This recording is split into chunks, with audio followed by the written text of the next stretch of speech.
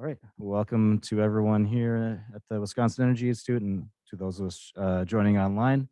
If this is your first time joining a sustainable energy seminar, my name is Scott Williams. I'm the Research and Education Coordinator here at the Wisconsin Energy Institute.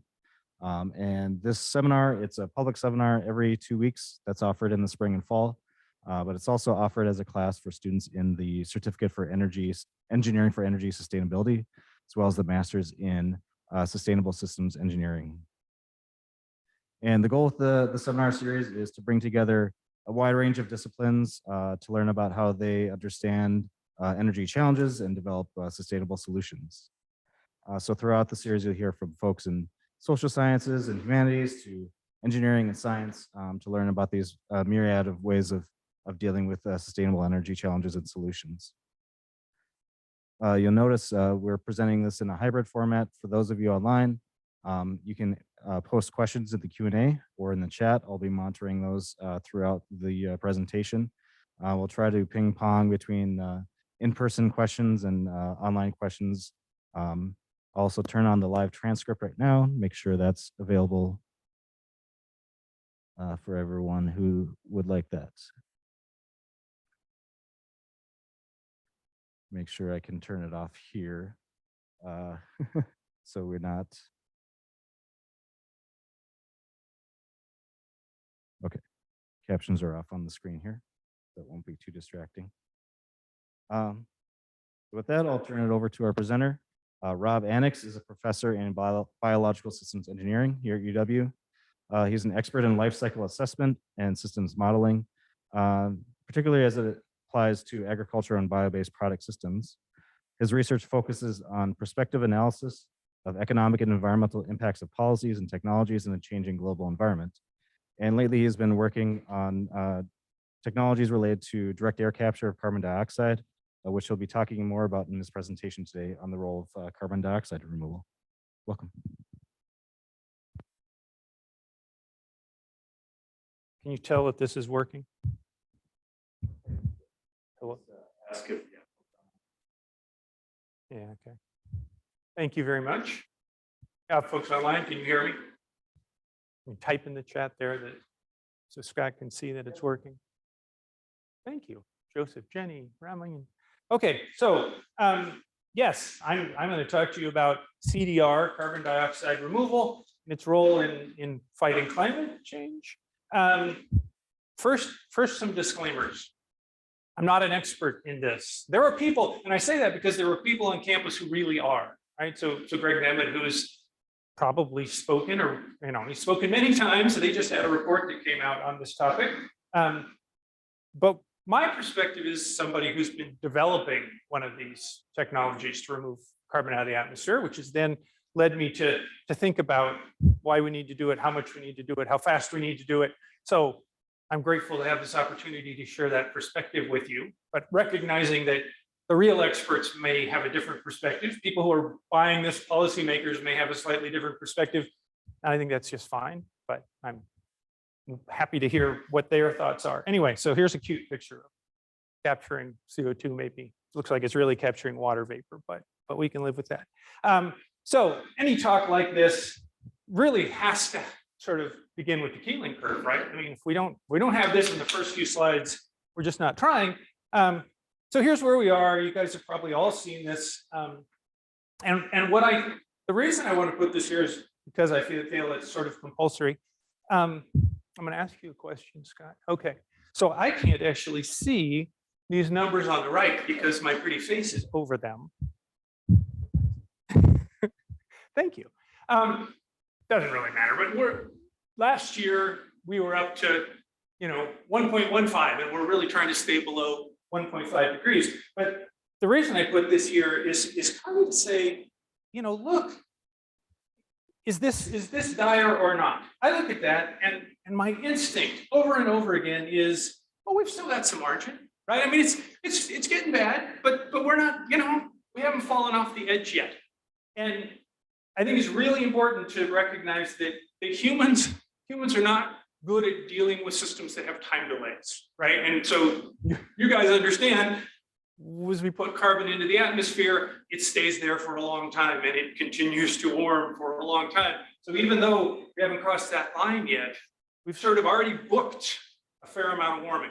And I'm going to beat this horse that's already falling down a few more times just because I think it's so important. Humans really don't deal with time-delayed systems very well. And I learned this. The example of this that I think of is when my children got old enough to start pouring their own cereal in. And, you know, we all know how to do this and we don't even think twice, but to watch them, you know, they start pouring milk and, okay, the bowl's about full and they stop. And of course, all the milk that's on its way down there continues to go. And, you know, it takes a few times of pouring the milk on the table because it's like, I don't know why that happened. I'm going to try again tomorrow. And eventually we learn. But unfortunately, with climate change, it's not so obvious. We don't get so many tries at it, right? We're kind of going to get one try at this planet. And we don't really have nearly as sort of strong a control over the inflow. So as we put CO2 in the air, right? I mean, it is sort of like that milk that's falling. It takes a while for it to do its thing. Did that just like? Okay, sure. Yeah, I'll try not to be distracted by people. I like to think about this in the context of sea level rise. So it takes a while for the CO2 to raise the air temperature. The air temperature rises a lot faster than the water temperature, right? So we've seen a lot of warming. The seas are still warming. And as the seas warm, they expand. So we get some sea level rise, as you see down at the bottom there, due to thermal expansion. And then, of course, the seas melt the ice, which gives us more. And we've been able to predict this very well, which is what this graph down here shows historically.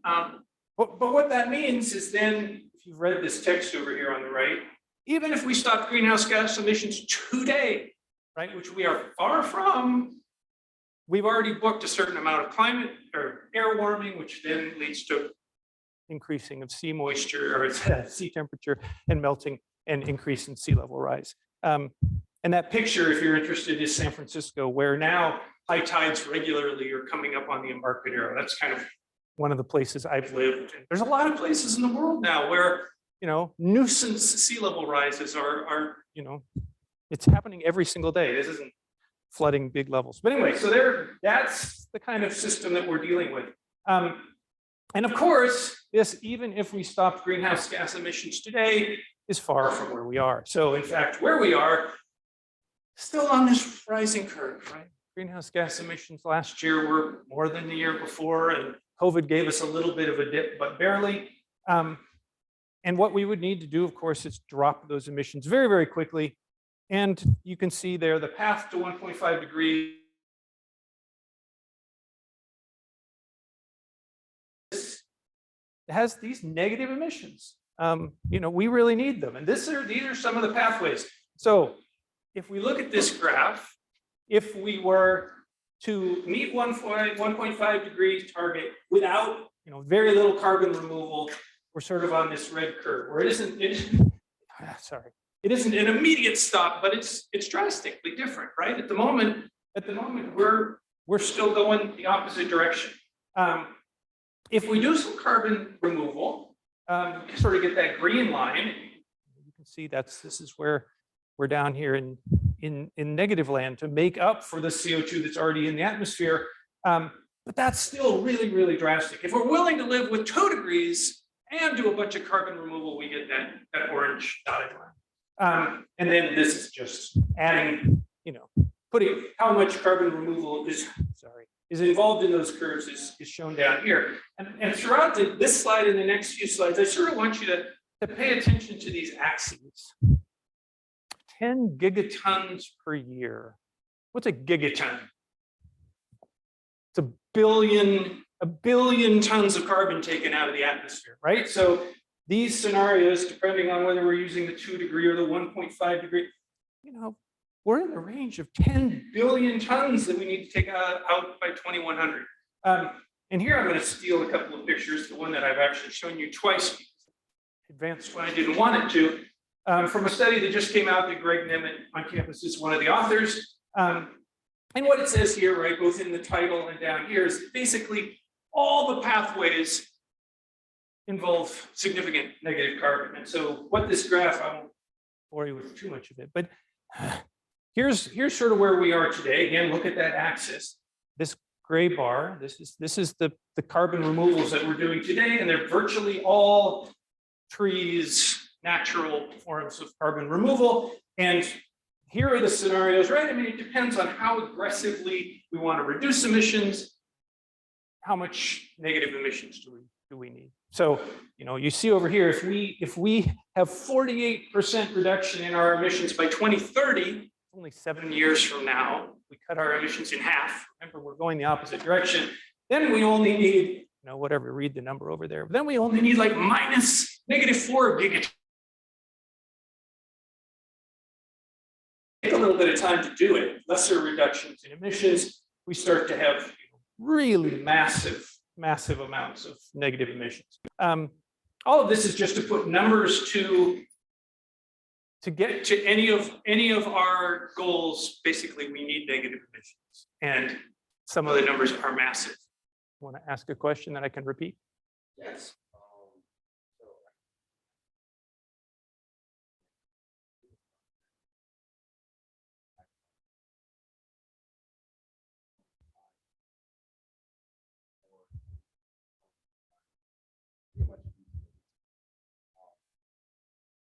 But my question is, what you're saying now is that with all the existentially possible renewable energy, we still need to very much carbon.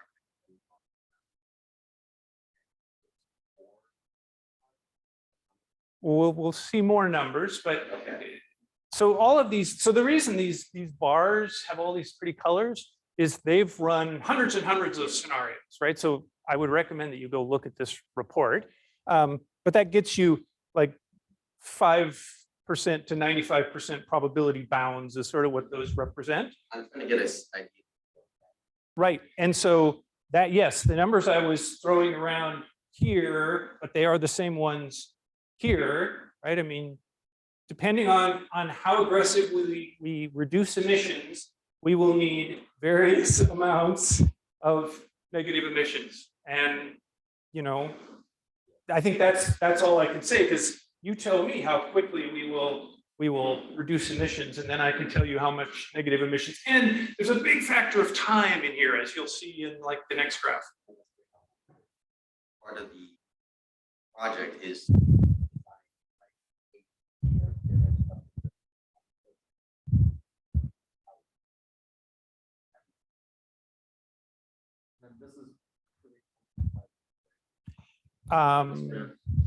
Yes, these are 1.5. Well, the same report has some that are 2, and then there's the amount of overshoot, right? So these graphs, well, I'm going to show you some more graphs, so let's just leave that for the moment. I only look at it because you look at it, Scott. So, oh, I'm sorry. Oh, you're right. I should have done that right away.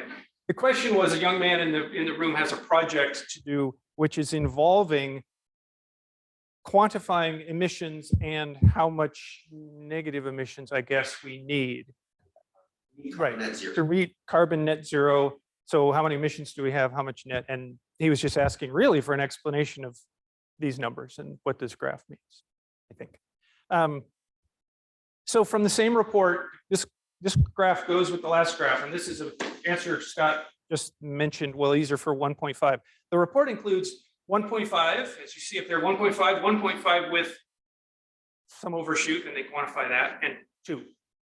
So here are the conventional carbon direct removal on land. So plant trees, do that sort of thing, and you can see that they peak and then they actually drop. And that is a reflection mostly of these things are pretty limited. There's only so much we can do, and I'll say a little more about that. And here's what the CDR numbers look like. And notice that the green line is 1.5 with limited or no overshoot. And what you really want to notice is how soon we get busy about it. Just that little delay, the difference between that green line right in there between 2030 and 2040 and the whatever those other two colors are, purple and red, leads to this pretty big difference over here on the right side.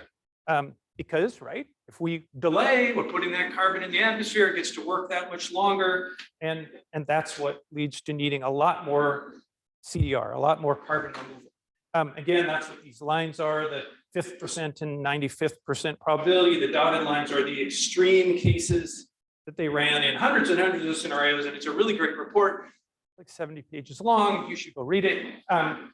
But again, to the question that was asked, and it was actually my point, you know, depending, if we get busy, oh, you know, we only need sort of 7.5, I'm trying to make a line by the green one there, sort of like 7.5 gigatons. Otherwise, you know, we might be up here somewhere moving towards 15. You know, you might just sort of generally call that, we're headed toward about 10 gigatons.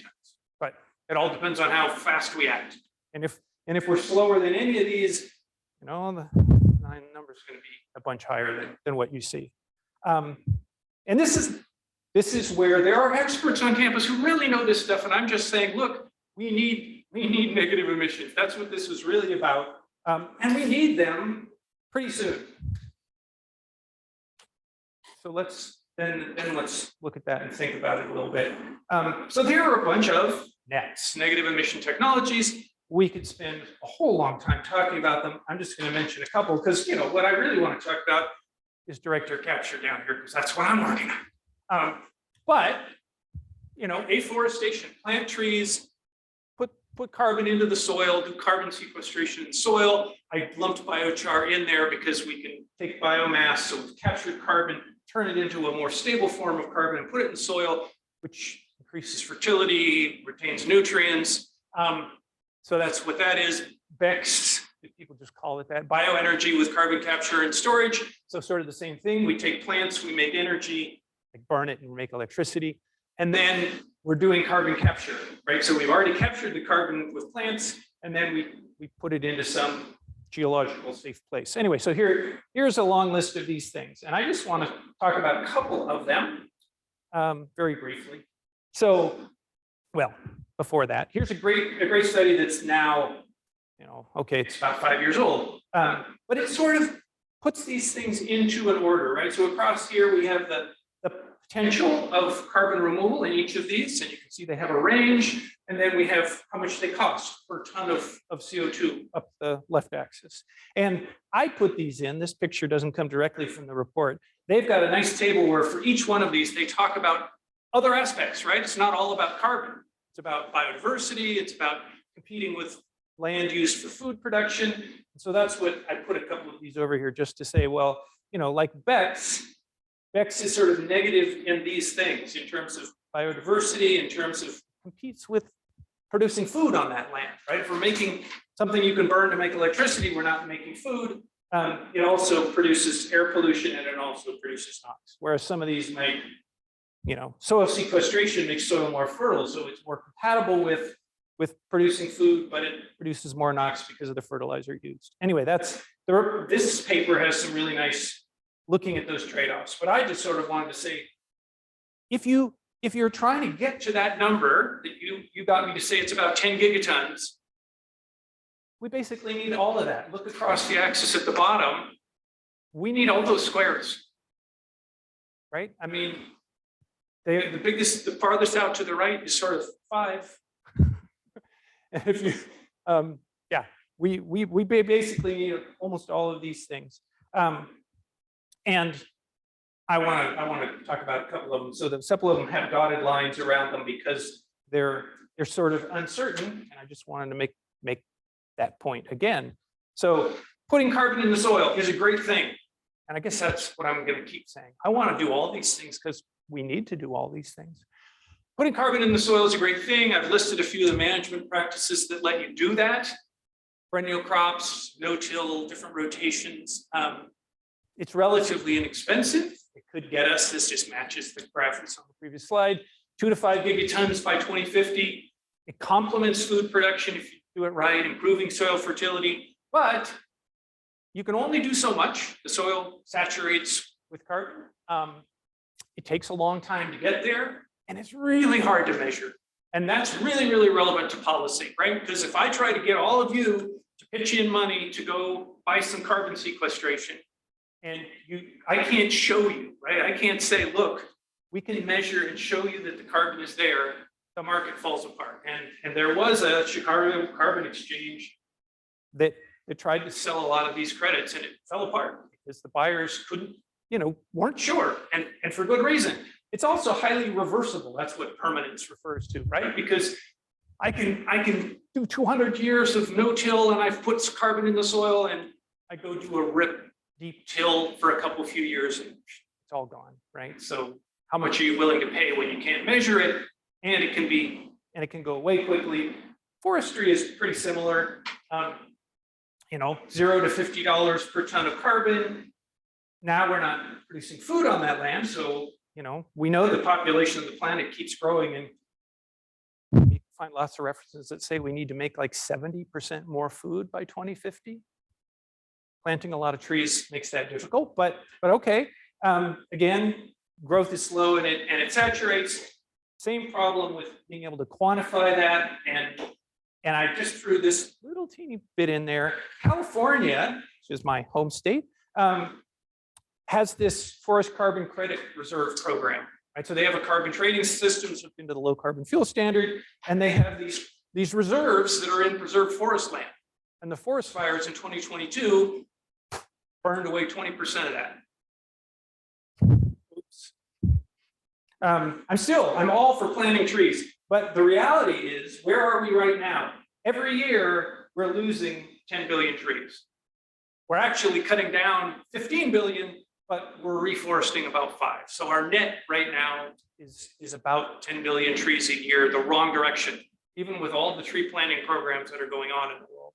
So, I'm not at all, I want trees, I love trees, we ought to put trees, but we've got to find some way to make it so that they're actually getting to be more trees, so that we're on net taking carbon out of the air instead of at the moment, we're going the other direction.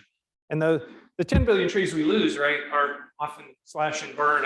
That carbon's going back in the atmosphere. Okay, so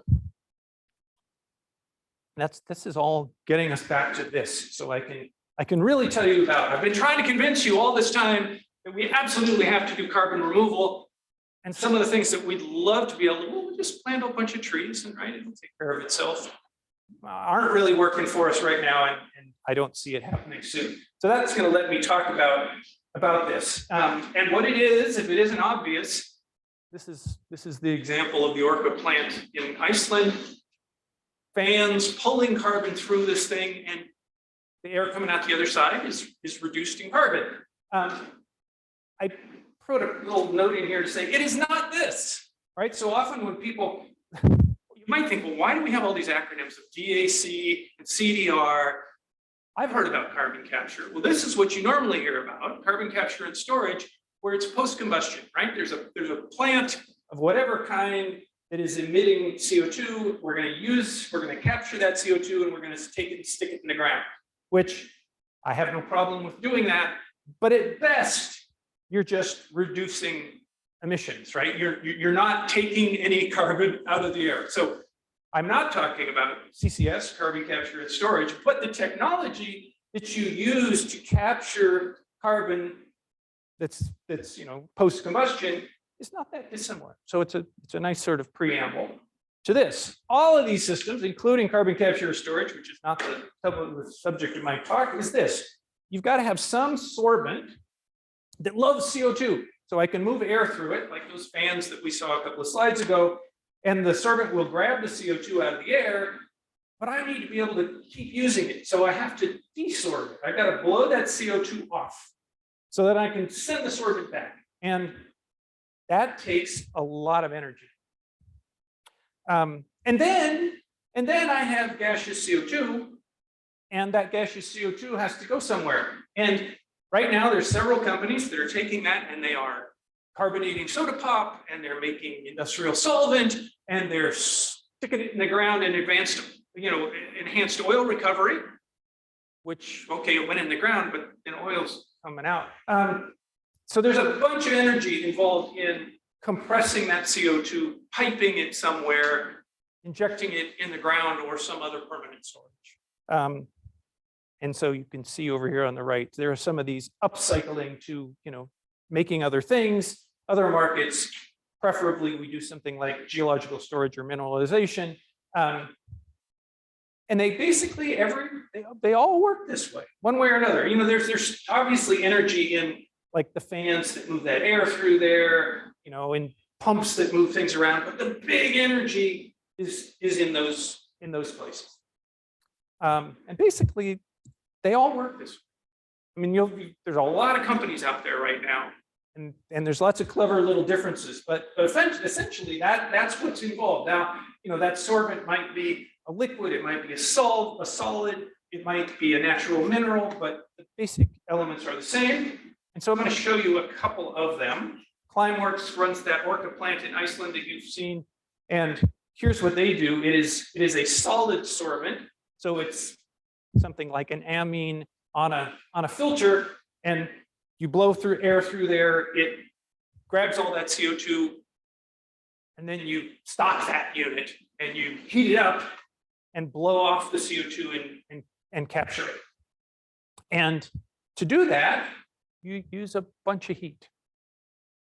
And of course, there are the fans and there's other electricity, but you use a bunch of energy to desorb it, and it's on the order of 1,000 kilowatt hours per ton of CO2. You students in the room, is that a big number or a small number? Should I be worried about that? That's really my question, right? Is context. And not very much. Well, so a Toshiba microwave is 1,000 watts, right? So that's 1 kilowatt. And so 1 kilowatt hour would be running that microwave for an hour. I'd have to run 1,000 of them for an hour to capture 1 ton of CO2. I don't know. It still maybe doesn't help a lot, but it's an idea. It is. I'll give you some harder numbers here in a second. And then note I stuck this little bit in here. That just got us gaseous CO2 that I now need to compress, pipe, inject. So more energy than that. If I can get this to advance, carbon engineering is the other sort of big. There are several companies out there that are doing something, but these are the ones that are commercial and have the data is sort of available.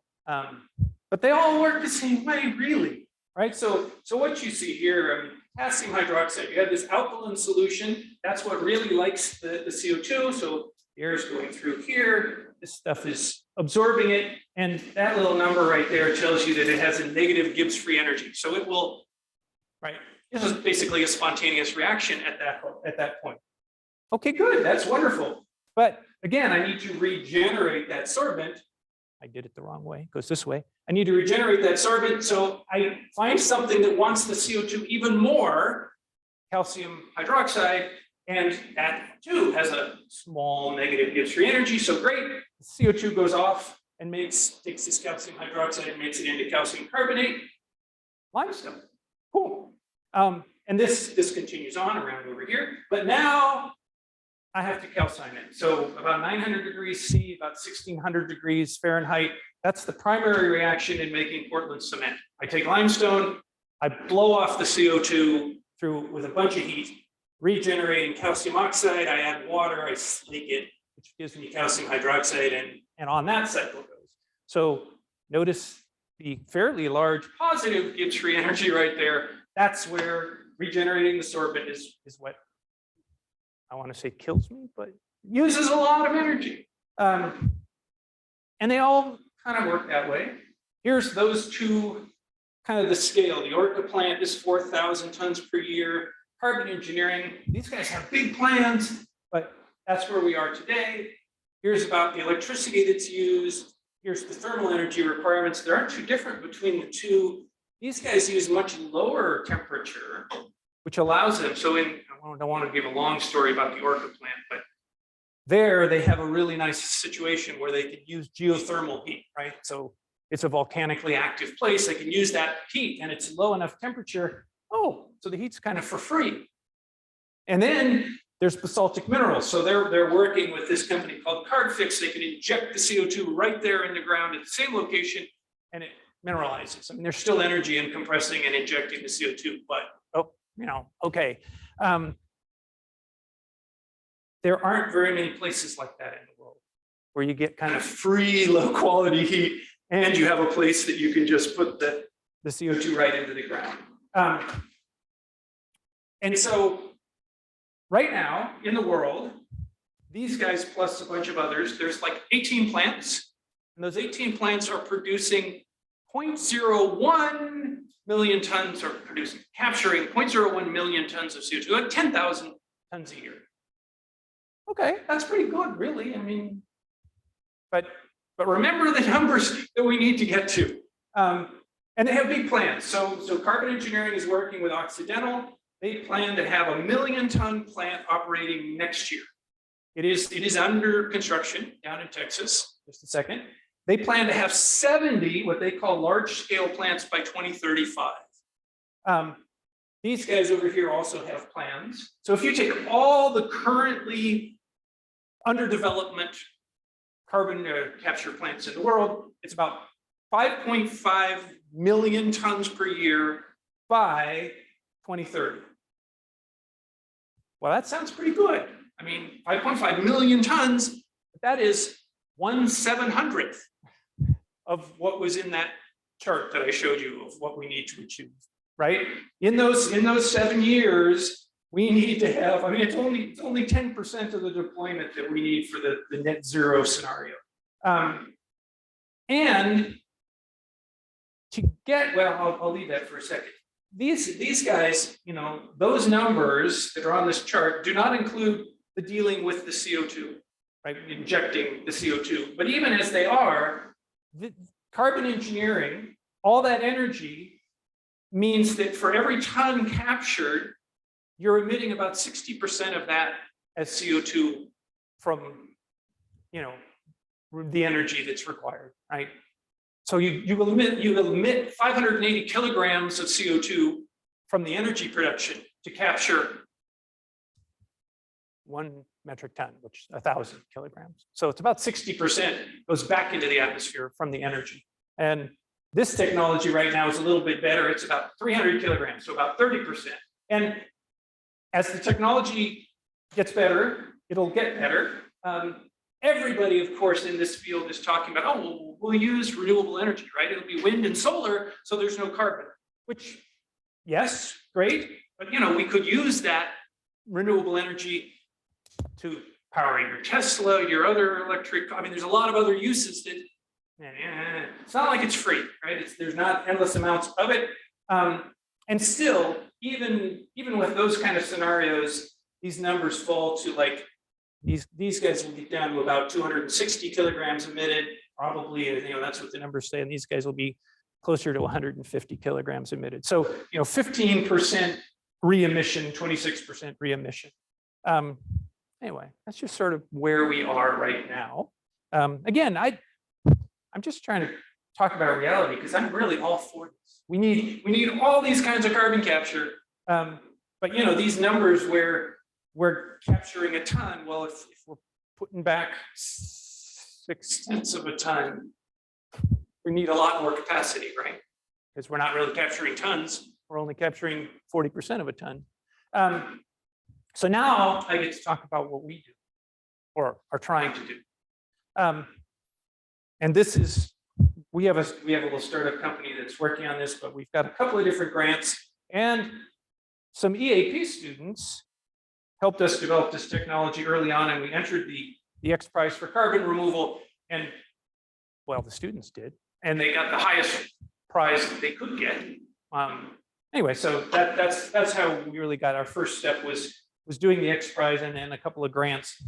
What we do is we take some materials like fly ash, steel slag, cement kiln dust, lime kiln dust, used concrete, or natural minerals, mafic, ultra mafic, which means like serpentine.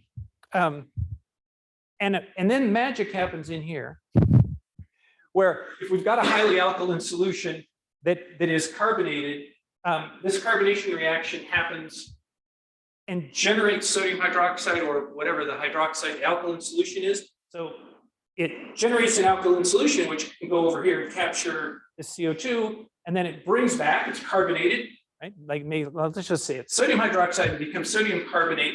The carbonate is passed off to the calcium in that material, and out the bottom comes carbonated residue. So this is really cool because the carbon is now limestone, right? We don't have to take it somewhere and pump it and inject it. We have permanently stored it in this residue. And this all happens at ambient pressure and temperature.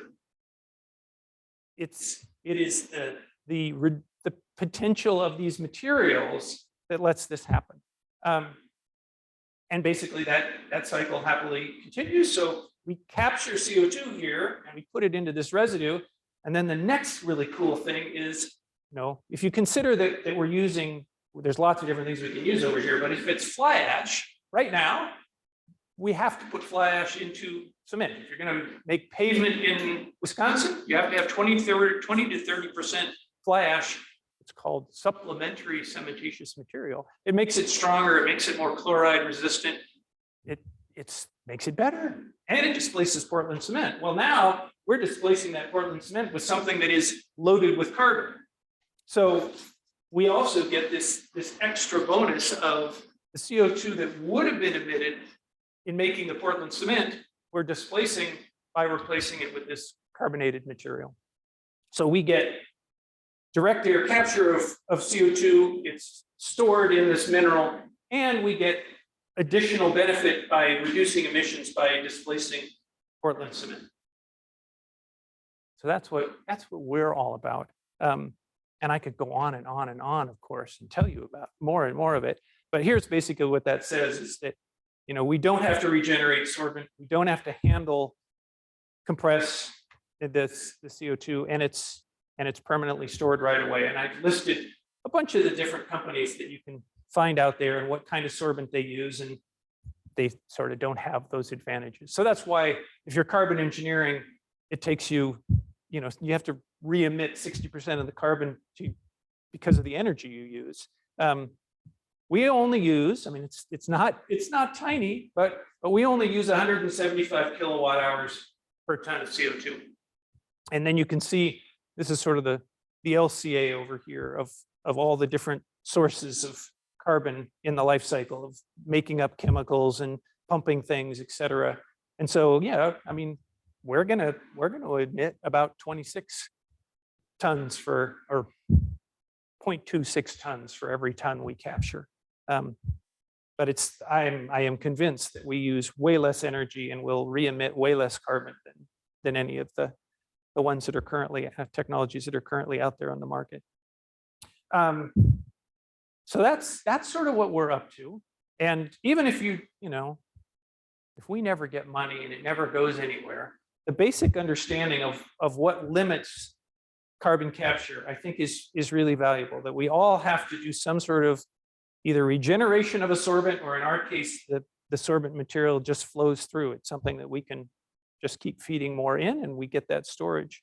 And this is just a picture of, okay, what does this carbonated residue do?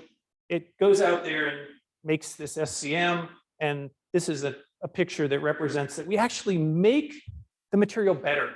So the silica that's in fly ash is some amount of it is crystalline and therefore not reactive. In our process, it is dissolved and then reprecipitated, so it becomes amorphous, and then it's more reactive. So that blue line being taller than the red line is basically saying it's generating more heat, it's more reactive. It makes a better replacement of Portland cement and makes it better and stronger than it would have been to begin with. We can basically eliminate all Portland cement by turning it into a geopolymer. So we can take that material, alkali activate it, which I will not try to go into the chemistry, but here's a picture of them making a runway in Australia using a geopolymer. Basically, they're taking something like fly ash, alkali activating it, and making that cement. We can do that, but it's loaded with carbon already. It's fully carbonated. So that's where we're getting that other benefit of displacing the emissions that are associated with making cement.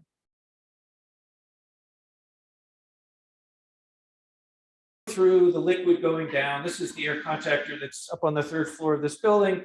This is our super high-tech carbonation reactor.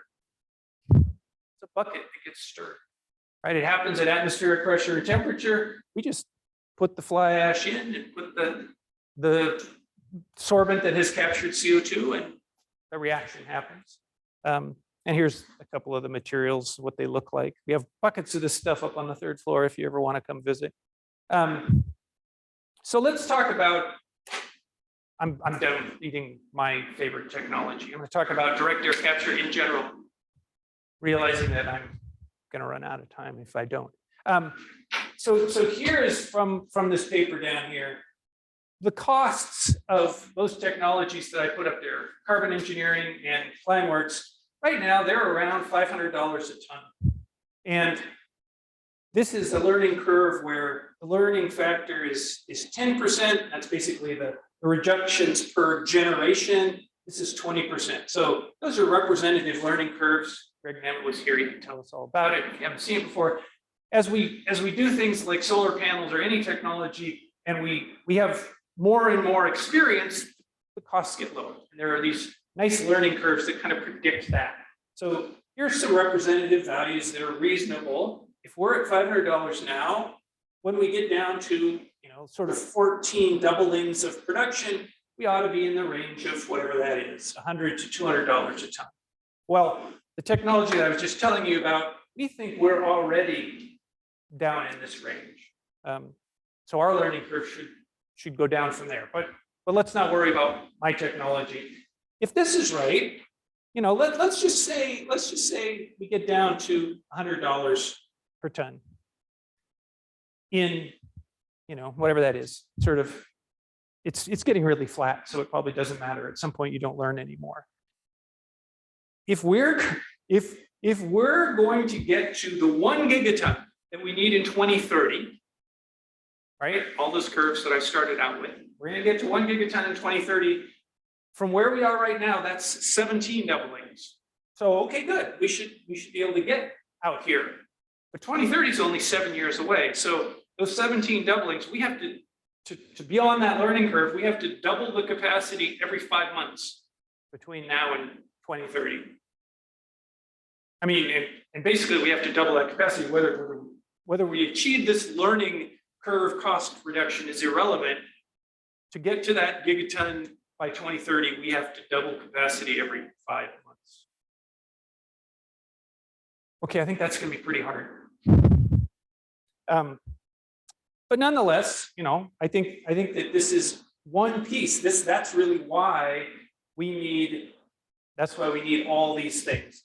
This is just, I actually put the curve in there so we could kind of look at it, right? That we're talking about right down in here.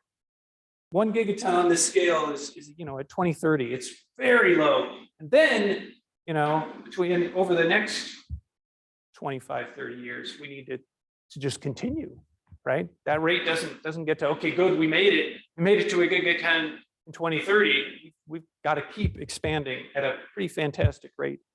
And this is not just direct air capture, right? This is any and all of those technologies, and we need them all. And that's really what lets me get to this and say this. And that's really, I think that works out about right. That's really what I wanted to tell you.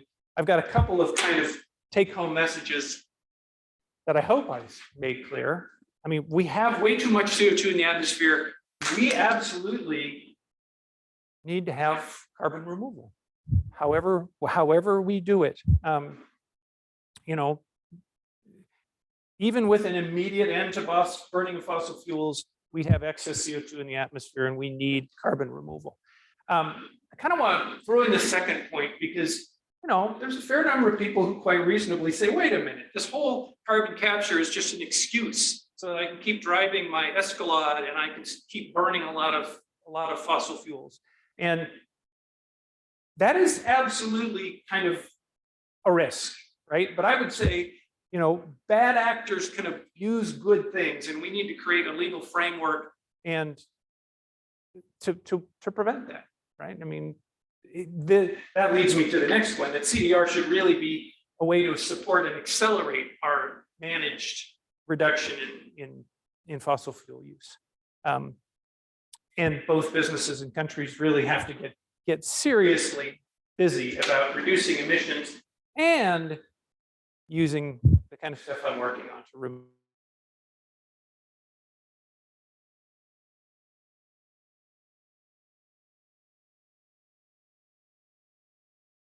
of that technology that I told you about and really tell you about the detail of chemistry if you're curious. So I kind of keep saying me, but there's a bunch of other people who are really important parts of this.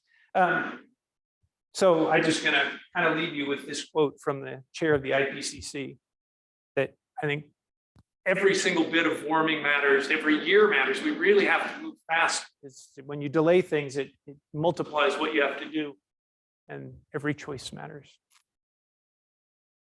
And I actually have another slide that matches the one I started with, just because otherwise we're going to end up a creek without a paddle, but this is a much prettier picture. So anyway, there we are. That's what I have for you today. I'll be happy to answer any questions.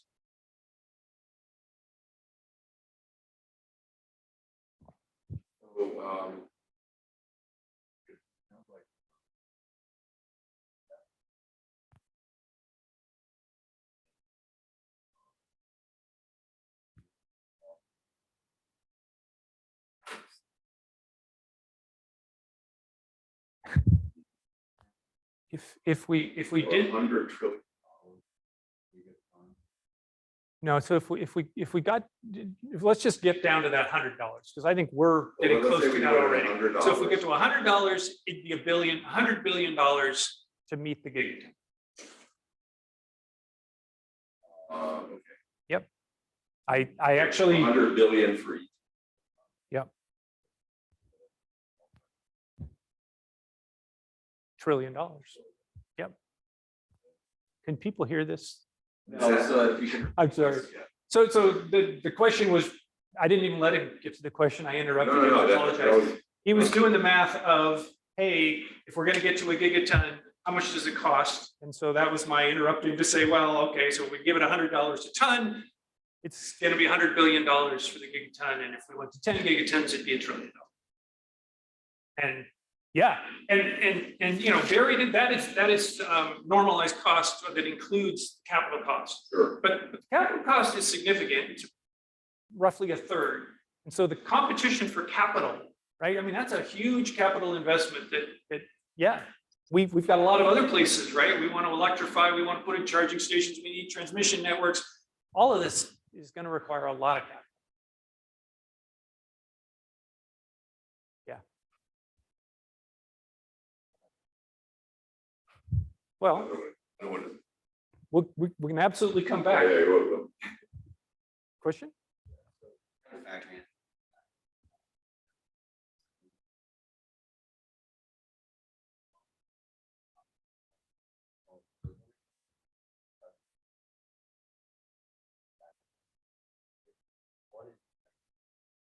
Natural disaster. Crap hits the ceiling.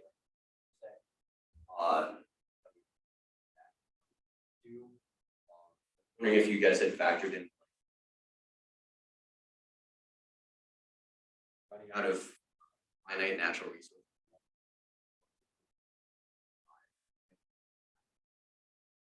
Yeah, I'm not sure I can answer either.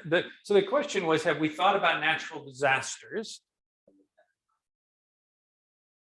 Well, right, but so natural disasters meaning climate disasters, floods, and I didn't give you any costs of climate change, so I didn't factor them into that, and I certainly didn't factor it into, you know, if you built a bunch of these things and then they were, I don't know, blown away by a hurricane or something. I'm not quite sure how in what I've talked about those disasters would be factored in. So what I guess how I would factor it in. Natural disaster did occur. How would that affect that significantly?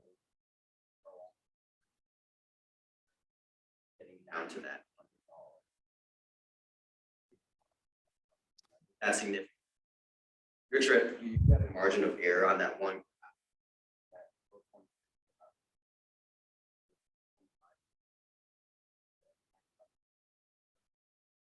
Saying like one natural disaster. Yeah, no, so the question was, would a natural disaster either delay the learning curve or significantly delay, I think because you were referring to the fielded capacity, delay our meeting that goal. And the meeting that goal may be, I mean, if you somehow destroyed a bunch of these machines, I'm not sure what natural disaster would do that. The learning curve, not at all, because once you've built it, you've learned. I mean, there's some more learning to operating it, but it's really building it and trying different, different technologies. So you're doubling the capacity, even if then some of it's destroyed. Really natural.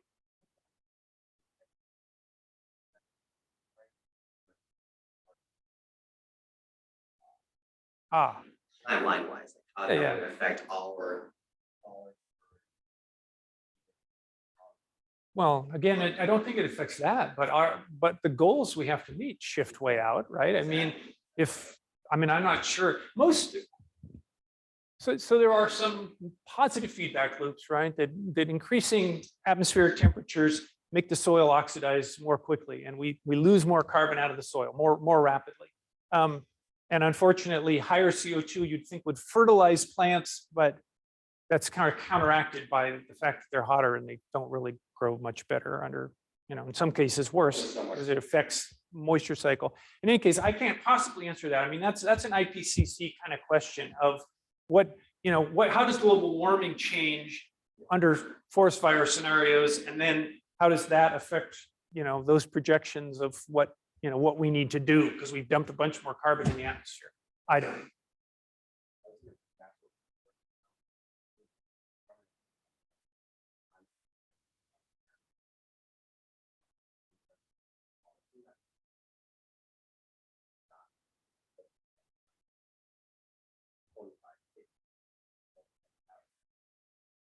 Try and look back on the current.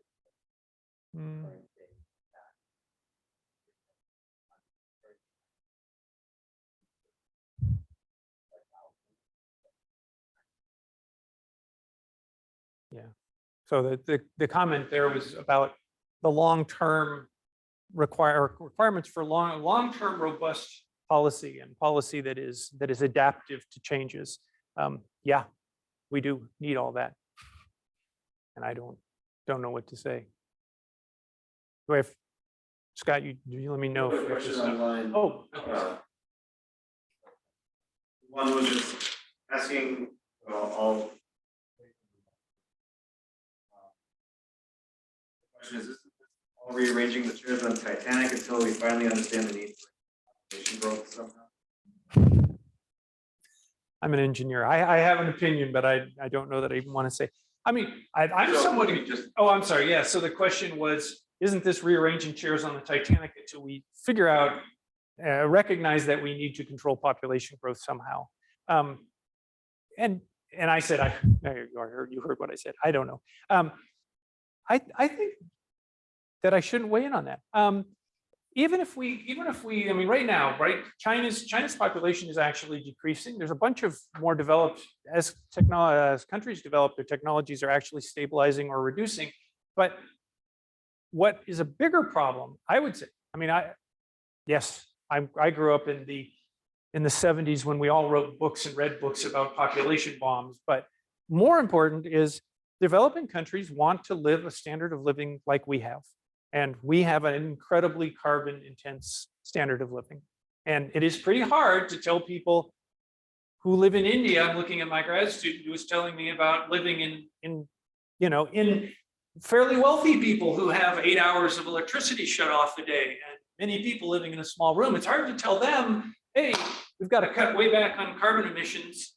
Meanwhile, I'm going to, live in my many thousand square foot house and drive my Escalade. And I think reducing our carbon footprint per person is a bigger problem than reducing the number of people who make footprints the way that we're headed right now.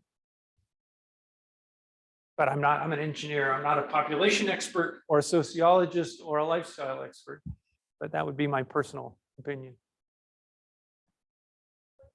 Product with any barriers to market are you facing?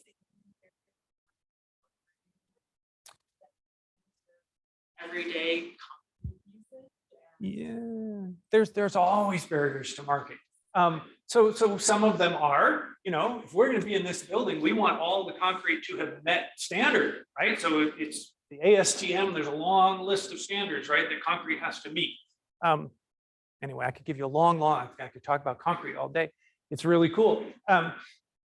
But just one example is that the concrete standards are all material standards, right? So thou shalt have no more than, a certain level of this, well, we're a completely different thing. We're not Portland cement.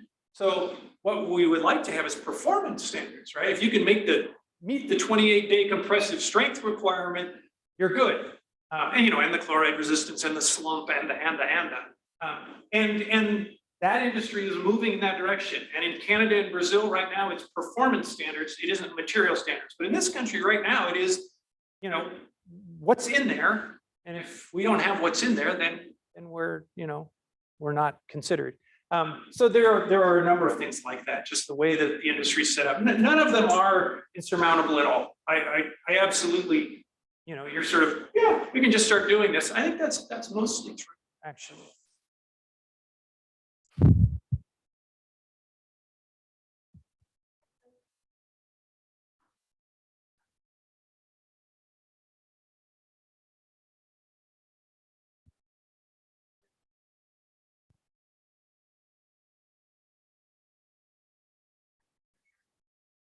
Well, it is absolutely still sitting in the lab, but we have patents and we have a startup company and we're talking to, venture capitalists and trying to build a pilot plant. We have, a pilot plant being designed. So we're trying to go, but you've got to get the meeting of, do you have the money and do you have the, yeah.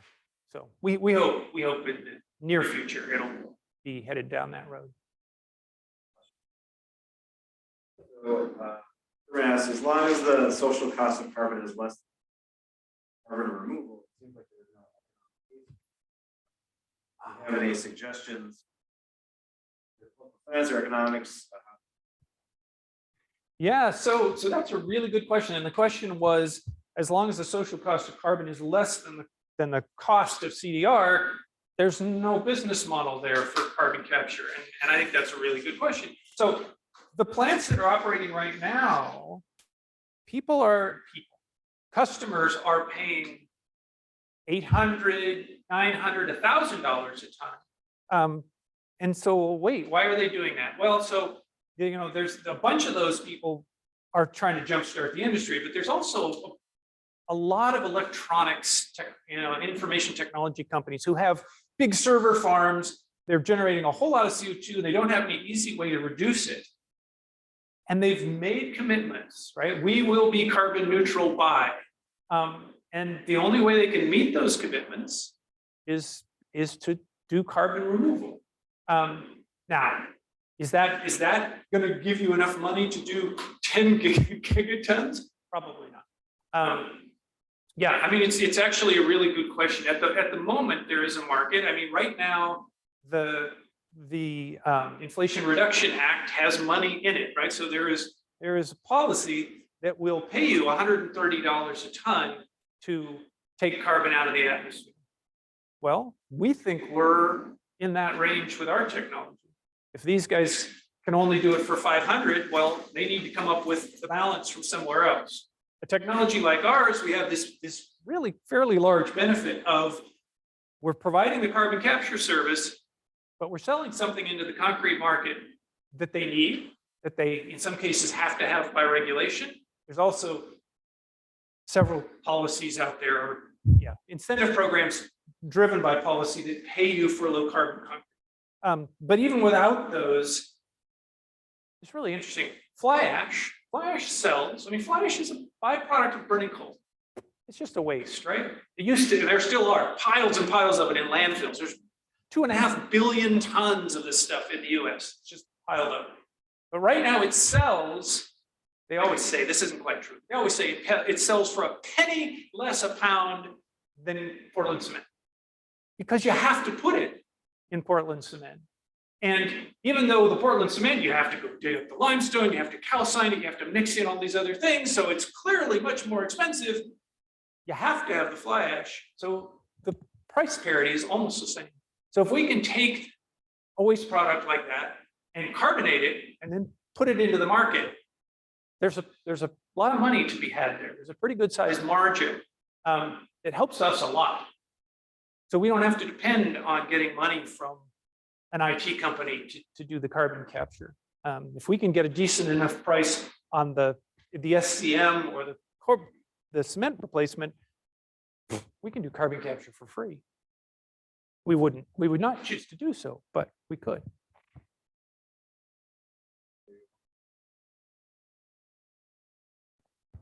I think it's you.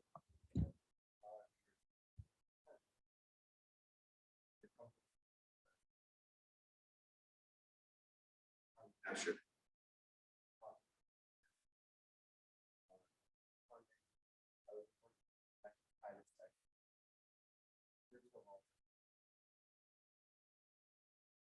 In terms of the energy, solar and wind,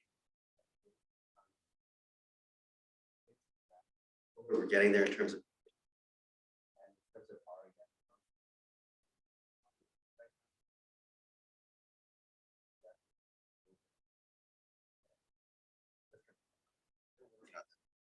Well, I'm not doing carbon capture and storage, not post-combustion. direct. Okay, yeah, direct carbon capture. My question is, how far are you guys from getting?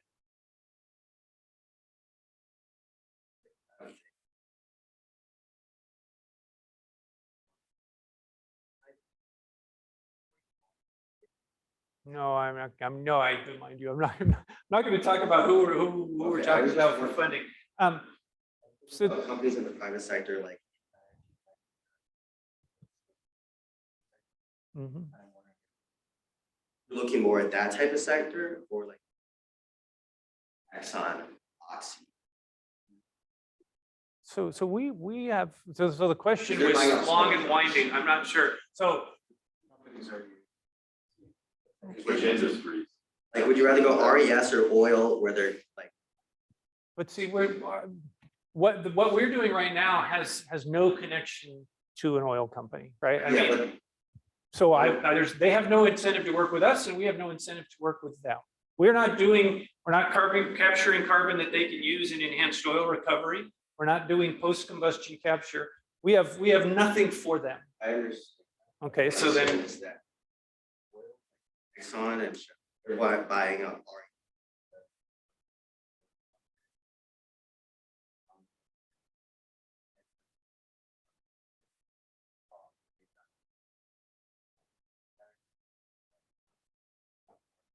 yeah, so the oil companies have, I think, I don't know if it's a question yet, but the oil companies have really deep pockets. They've made massive profits, and they're buying up renewable energy companies because they are energy companies, and they can see that they have a finite life of their resource, so they're buying up renewable energy. Yes, absolutely. Again, that doesn't, we're not that's not in our calculus at all. We don't make energy. We don't do post-combustion capture. I mean, I understand that dynamic, but it doesn't really affect us. I just noticed like they're investing in RES.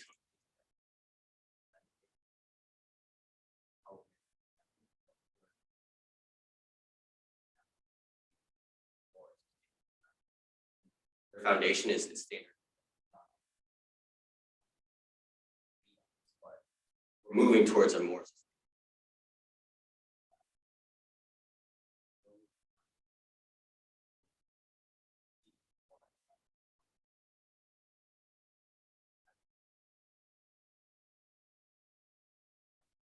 Yeah, I mean, companies that have a ton of money and see somebody they could buy up and make profit will do so. And if it is at all complementary to their main line of business, they might do so. So yeah, I could see, I mean, we're not as attractive to Oxy as carbon engineering is because they give them gaseous CO2 they can inject in the ground and do enhanced oil recovery. We would just be a way to offset emissions. And I guess if we're making money on it, doing that, then maybe they'd like to own us. But there's a lot of other companies they could own that would make them money. So no, I don't think we're particularly attractive to them. I hope we're not, because I don't really want to get purchased by a large oil company.